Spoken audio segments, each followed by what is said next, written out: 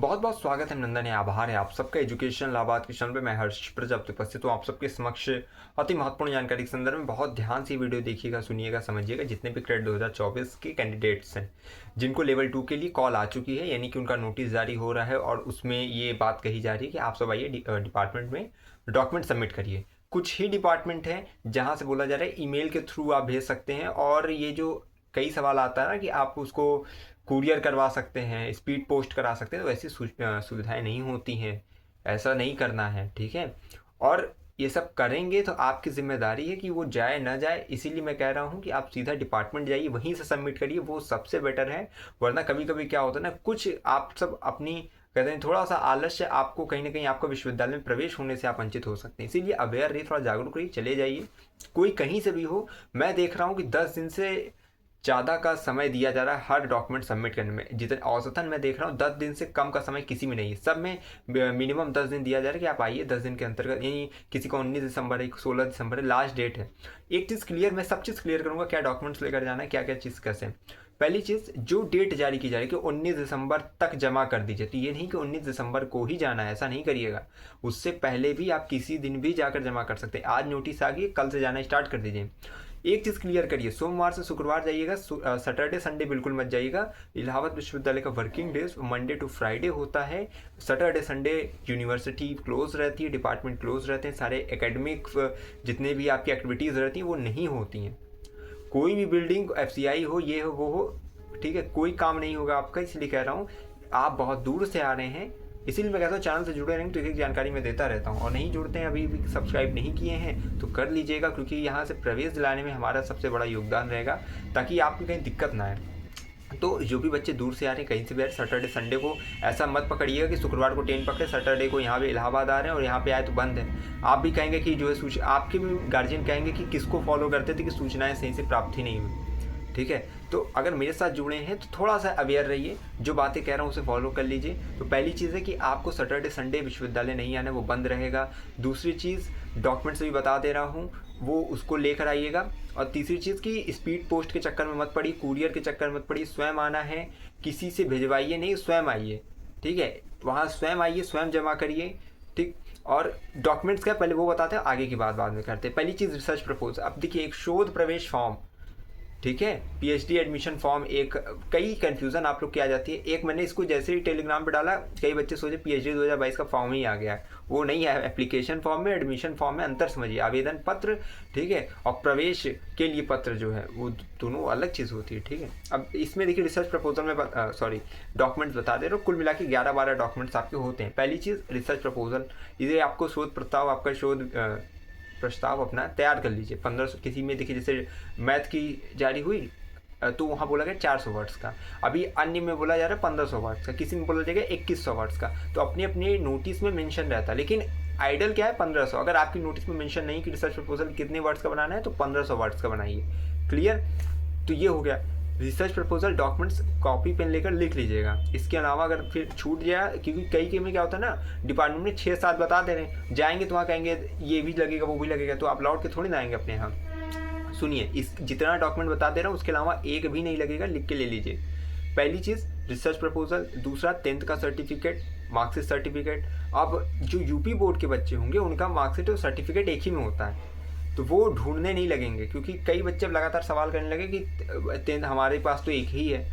तो वही UP board वालों का एक ही में होता है। अब सीबीएसई वाले अपना समझेंगे, ठीक है, जो जैसा होगा, लेकिन मैं बता दे रहा हूँ। पहला रिसर्च प्रपोजल, 10th वाला, 10th का मार्कशीट सर्टिफिकेट, 12th का मार्कशीट सर्टिफिकेट, यूजी का आपका, ठीक है, आपका जो तीनों ईयर का मार्कशीट वगैरह, उसको अब किसी में फाइनल ईयर का मांगते हैं, किसी में तीनों ईयर का मांगते हैं, आप अपने साथ कैरी रखिएगा, जो मांगेंगे दे दीजिएगा।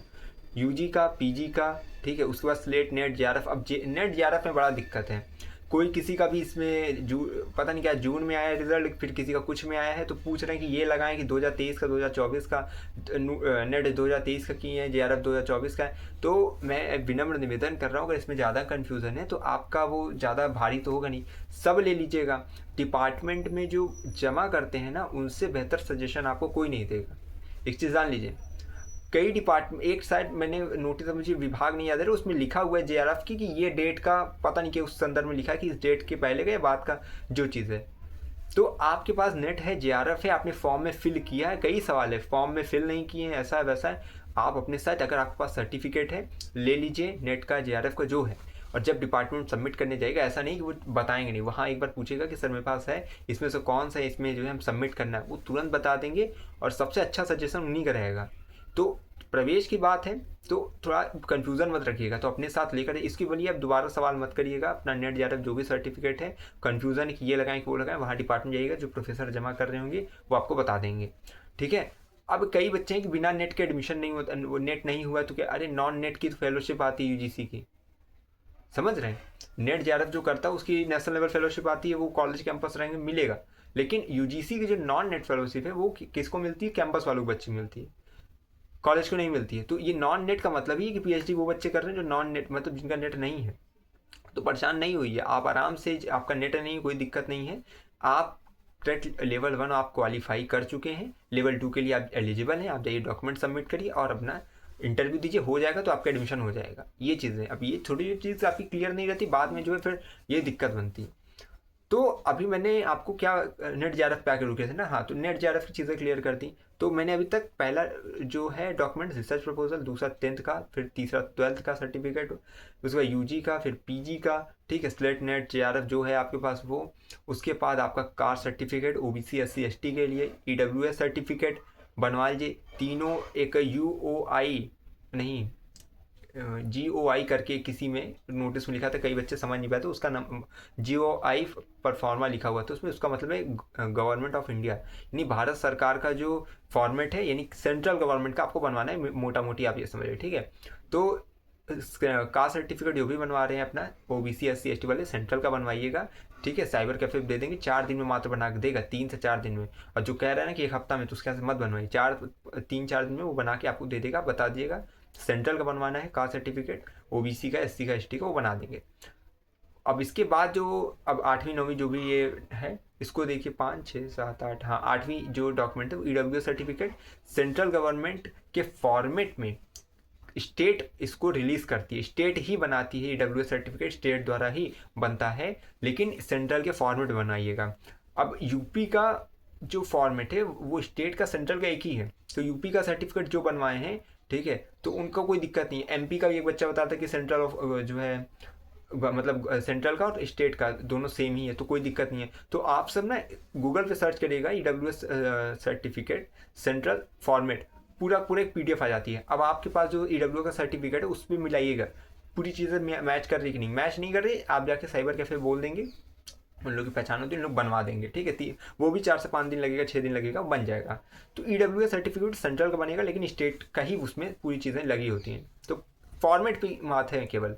अब 9वां डॉक्यूमेंट आपका हो जाता है आधार कार्ड रख लीजिए, ठीक है। उसके बाद आपको 10वां हो जाता है स्कोर कार्ड रखिए क्रेडिट का, फिर 11वां हो गया एडमिट कार्ड रख लीजिए, 12वां हो गया लेटेस्ट पासपोर्ट साइज फ़ोटो रख लीजिए। तो इन 12 डॉक्यूमेंट्स के अलावा लिख के लीजिए, कुछ नहीं लगने वाला। हाँ, 13वां डॉक्यूमेंट एक है, वो है शोध प्रवेश फॉर्म, यानी पीएचडी एडमिशन फॉर्म। ये विश्वविद्यालय की वेबसाइट पे जाएंगे तो डीफिल फॉर्म करके, क्योंकि पूरी वेबसाइट पे आप एक तरफ से एक तरफ कर लेंगे तो वो एक ही फॉर्म पीएचडी का दिखता है, वो है डीफिल फॉर्म, तो उसी को लेना है। बाकी सब एक्स स्टूडेंट का है, नेक्स्ट स्टूडेंट का है, BA BSc BCom UG pass fail यही सब लगा है। आपको डीफिल वाला फॉर्म डाउनलोड कर लेना है, इसको मैंने टेलीग्राम पे पिन कर दिया, आप केवल जाइए टेलीग्राम पे, पिन मैसेज में पहला जो पिन मैसेज है वही है फॉर्म, उसको वहीं से क्या करिए डाउनलोड करिए, प्रिंट आउट निकाल लीजिए, वही भर लीजिए। जो चीज़ नहीं फॉर्म में समझ में आए उसको 3-5 मत करिएगा, और जब भी निकलवाइएगा ना प्रिंट आउट 2 निकलवा लीजिएगा, एक में कुछ गड़बड़ भर देते हैं, और जब वहाँ डिपार्टमेंट जाते हैं ना चेक कराइएगा, सर देखिए यहाँ क्या भरें वहाँ क्या भरें, अगर वो कहते हैं कि ये चीज़ गलत है इसको सही करो, ये यहाँ नहीं भरा जाएगा। तो दूसरा फॉर्म जो है अच्छे से उसमें स्मार्ट वर्क करिएगा, उसमें भर लीजिएगा, ठीक है। बार बार बाहर ना निकलिएगा यूनिवर्सिटी से, अब लेकर साइबर कैफे ढूंढ लें आप, ठीक है, फिर डिपार्टमेंट कहेंगे लंच हो गया ब्रेक हो गया, फिर समस्या आ जाएगी। तो वही पीएचडी एडमिशन फॉर्म है, बहुत चीज़ें आप लोग की क्लियर नहीं हुआ थी इसलिए बता दे रहा हूँ। पीएचडी एडमिशन फॉर्म आपको उसको भर लेना है, और उसके बाद जो है 13 डॉक्यूमेंट के साथ अपना जो है वहाँ पे समर्पण कर देना है दस्तावेजों का।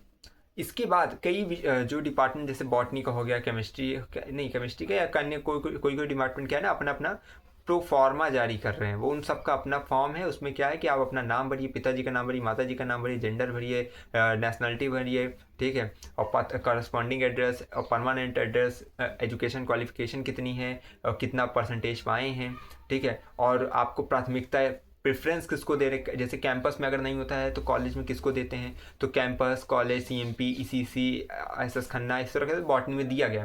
तो जो प्रोफार्मा जारी कर रहे हैं, जिनका प्रोफार्मा जारी हो तो प्रोफार्मा जाकर भरेंगे, जिनका एडमिशन फॉर्म बोला जा रहा है नोटिस में वही एडमिशन फॉर्म डाउनलोड करेंगे। ठीक, तो ये सब चीज़ें मैंने बता दी, समझा दी। अगर मुझे लगता है इतनी चीज़ें आपके लिए पर्याप्त है, इतने में आपको कहीं कोई समस्या नहीं होगी। ठीक, तो बस मैं यही कहता हूँ, लगातार चैनल से जुड़े रहेंगे तो आपको हर एक अपडेट मिलती रहेगी इलाहाबाद विश्वविद्यालय की समस्या से लेकर समाधान तक और आपकी सेवा में आपकी जान तक। तो बस इंस्टाग्राम, टेलीग्राम की लिंक डिस्क्रिप्शन में है, जरूर जुड़ जाइएगा जिससे कि आपका प्रवेश सुखद हो जाए, सफलतापूर्वक संपन्न हो यहाँ पे। ठीक, लगातार जुड़े रहिए हमारे साथ। नहीं, मैं हमेशा कहता हूँ, अगर है इलाहाबाद विश्वविद्यालय में प्रवेश किया तो हम पर रखिए विश्वास, हमें विश्वविद्यालय के पास कोई भी खबर होगी खास पहुँचाते रहेंगे आपके पास। बहुत बहुत धन्यवाद, बहुत बहुत आभार।